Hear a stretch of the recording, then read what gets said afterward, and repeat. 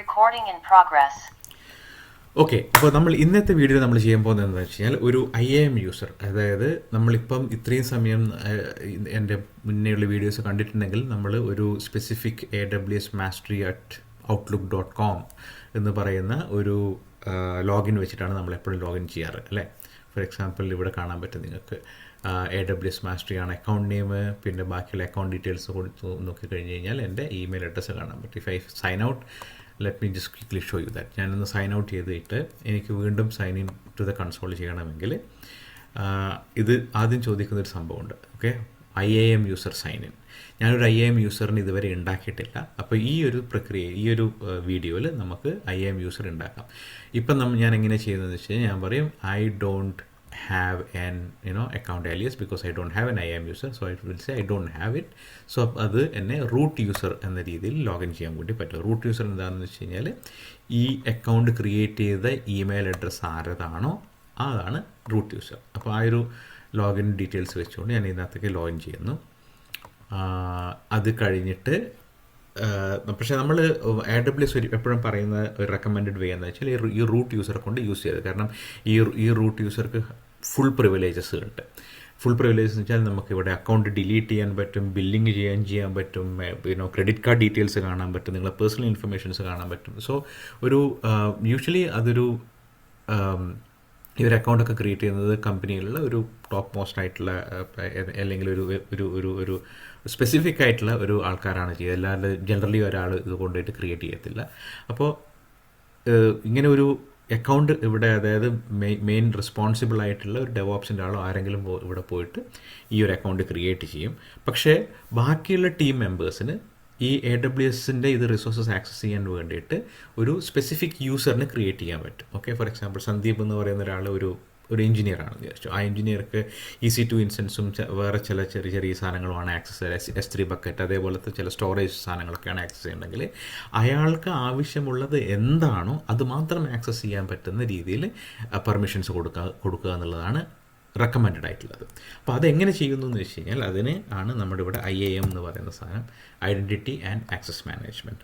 Identity, as the name suggest, you have to identify and you will also make sure you are given access only for those set of things that you really need access to, right? അപ്പോൾ ആദ്യം നമുക്ക് ഒരു യൂസറെ create ചെയ്യാം, ഒരു default ഒരു user create ചെയ്യാം. എന്നിട്ട് എങ്ങനെ നമുക്കതിനെ പല രീതിയിൽ യൂസ് ചെയ്യാൻ പറ്റുന്നുള്ള കാര്യം നോക്കാം. അപ്പോൾ നമ്മൾ ഇത് ചെയ്യുന്നത് എന്തിനാണെന്ന് വെച്ച് കഴിഞ്ഞാൽ നമ്മൾ കഴിഞ്ഞ ദിവസം നമ്മളൊരു ഇൻസ്റ്റൻസ് ക്രിയേറ്റ് ചെയ്തത് എങ്ങനെയാണെന്ന് വെച്ച് കഴിഞ്ഞാൽ നമ്മൾ UI ലോഗിൻ ചെയ്തിട്ട് EC2 എന്ന് പറഞ്ഞ് സെർച്ച് ചെയ്തിട്ടൊക്കെയാണ് നമ്മൾ ചെയ്തത്. അപ്പോൾ മുന്നേത്തെ വീഡിയോ കണ്ടു കഴിഞ്ഞാൽ അതിൻ്റെ ഡീറ്റെയിൽസ് അവിടെ ഓൾറെഡി കൊടുത്തിട്ടുണ്ട്.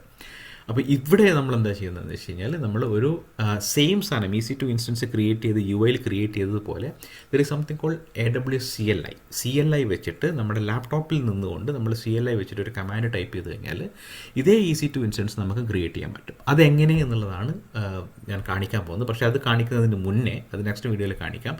അത് കാണിക്കുന്നതിന് മുമ്പേ നമുക്ക് ഇവിടെ IAM യൂസറെ ക്രിയേറ്റ് ചെയ്യണം. സോ IAM യൂസർ എങ്ങനെ ക്രിയേറ്റ് ചെയ്യുന്നു എന്നുള്ളതാണ് നമ്മളിവിടെ കാണിക്കാൻ പോകുന്നത്. IAM എന്ന് പറയുന്നത് തന്നെ ഒരു സ്പെസിഫിക്കലി സെപ്പറേറ്റ് ടോപ്പിക്കാണ്. അത് എക്സാമിനൊക്കെ ചോദിക്കുന്നൊരു ടോപ്പിക്കാണ്. അപ്പോൾ നിങ്ങൾ അത് നമ്മളൊരു സെഷന് കംപ്ലീറ്റ്ലി ഒരു സെഷൻ 1, 2, 3 സെഷൻ IAMന് വേണ്ടി ഡെഡിക്കേറ്റ് ചെയ്ത് വെക്കും. പക്ഷേ as of now I am just showing you how to create a user. ഇത്ര മാത്രം ഇപ്പോൾ മനസ്സിലാക്കുക, then we can actually do further later. Okay, അപ്പോൾ നമ്മൾ എന്ത് ചെയ്തെന്ന് വെച്ചാൽ ഇവിടെ കയറി സെർച്ചിൽ കയറി IAM എന്ന് പറഞ്ഞ് സെർച്ച് ചെയ്തു. IAMനകത്ത് ക്ലിക്ക് ചെയ്തതിന് ശേഷം ഇവിടെ ലെഫ്റ്റ് സൈഡിൽ കുറേ മെനൂസ് വന്നു.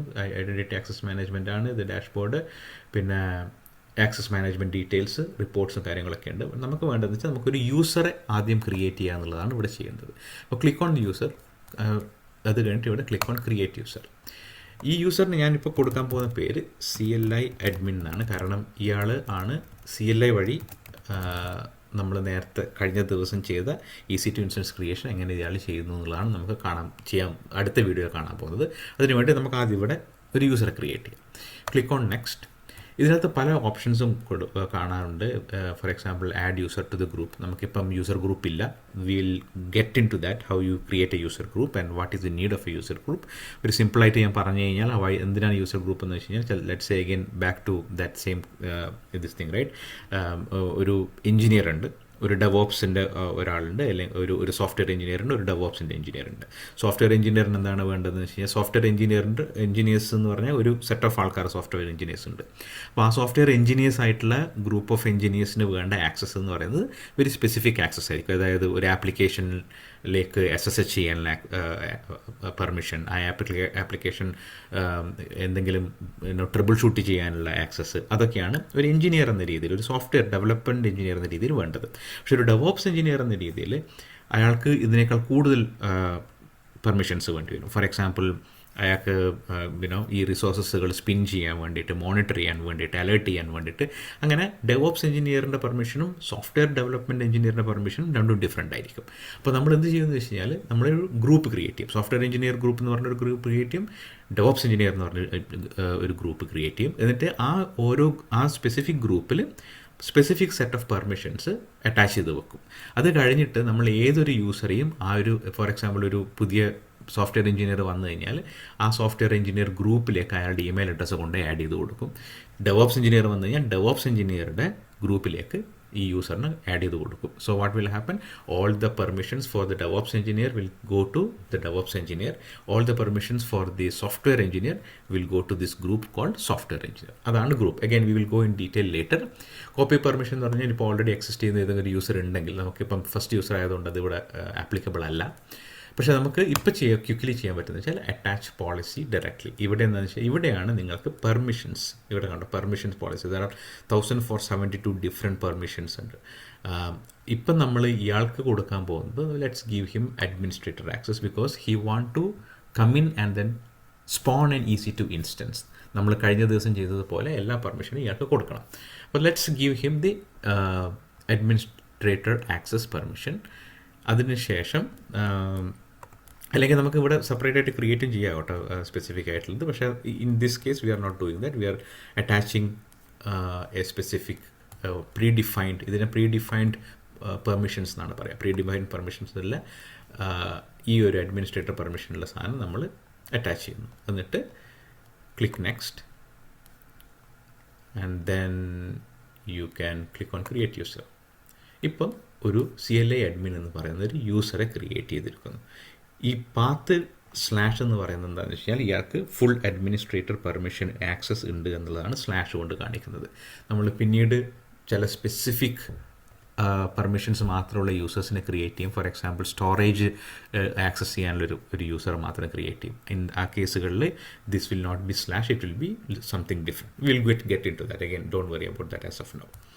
അത് കഴിഞ്ഞിട്ട് നമ്മൾ നെക്സ്റ്റ് ചെയ്യേണ്ടത് എന്താണെന്ന് വെച്ച് കഴിഞ്ഞാൽ, നമ്മളൊരു യൂസറെ ക്രിയേറ്റ് ചെയ്യുന്ന സമയത്ത് എപ്പോഴും അയാൾക്കൊരു ആക്സസ് കീ ഉണ്ടാവും, അല്ലെങ്കിൽ ഉണ്ടാക്കണം, ഇല്ല എങ്കിൽ. So you have to click on here on that particular user. അതിനുശേഷം നമുക്കിവിടെ കാണാൻ പറ്റും access key 1, right, create access key. You need to create an access key for that. Okay, ഇവിടെ അഗൈൻ ആക്സസ് കീ ബെസ്റ്റ് പ്രാക്ടീസസും കാര്യങ്ങളൊക്കെയാണ് ഇവിടെ പറയുന്നത്. Let's say it's command, നമുക്ക് വേണ്ടതെന്ന് വെച്ചാൽ കമാൻഡ് ലൈൻ ഇൻ്റർഫേസിൻ്റെ ആക്സസ് ആണ് വേണ്ടത്, അല്ലേ? കാരണം നമ്മൾ ഈ CLI അഡ്മിൻ എന്ന് പറയുന്ന യൂസറെ CLI പെർമിഷൻസ് ആണ് വേണ്ടത്. So let's use this particular thing. So again this is recommended thing that they are actually talking about and stuff like that, but again let's ignore that and then click next.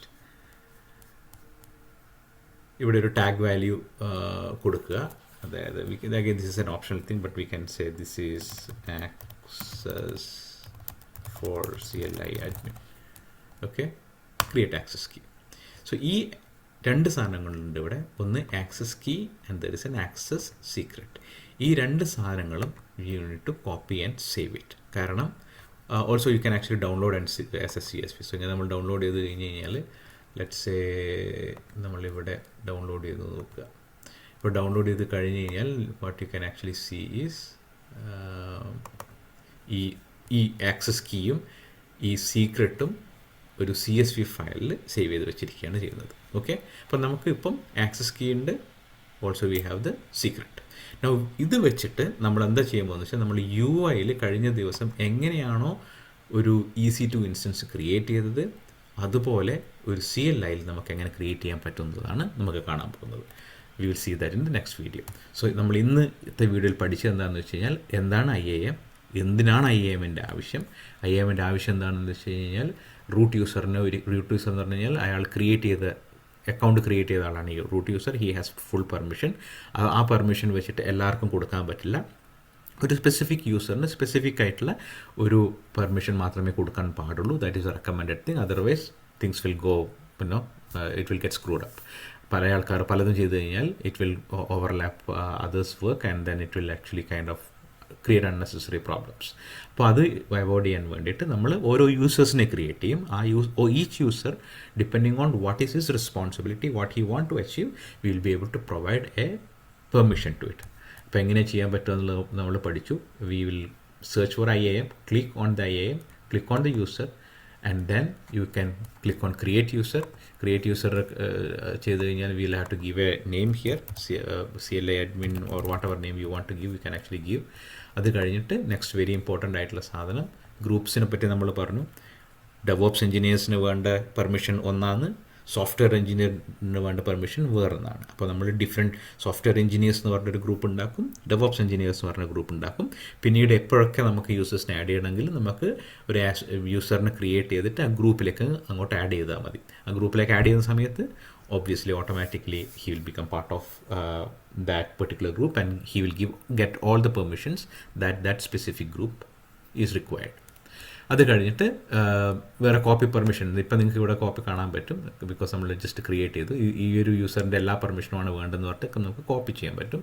അല്ലെങ്കിൽ ഒരു attach policy, ഒരു pre defined set of policies ഉണ്ട്, അല്ലെങ്കിൽ you can also create A specific policy here. അങ്ങനെ ചെയ്ത് കഴിഞ്ഞിട്ട് പിന്നെ നമുക്ക് ആക്സസ് കീ ജനറേറ്റ് ചെയ്യണം. ഓക്കെ, ആ ആക്സസ് കീ നമ്മൾ ഡൗൺലോഡ് ചെയ്ത് സേവ് ചെയ്ത് വെക്കണം. ആക്സസ് കീനകത്ത് സീക്രട്സ് ഉണ്ട്, ഓൾസോ ആക്സസ് കീ ഉണ്ട്, അതിൻ്റെ കൂടെ സീക്രട്ടും ഉണ്ട്.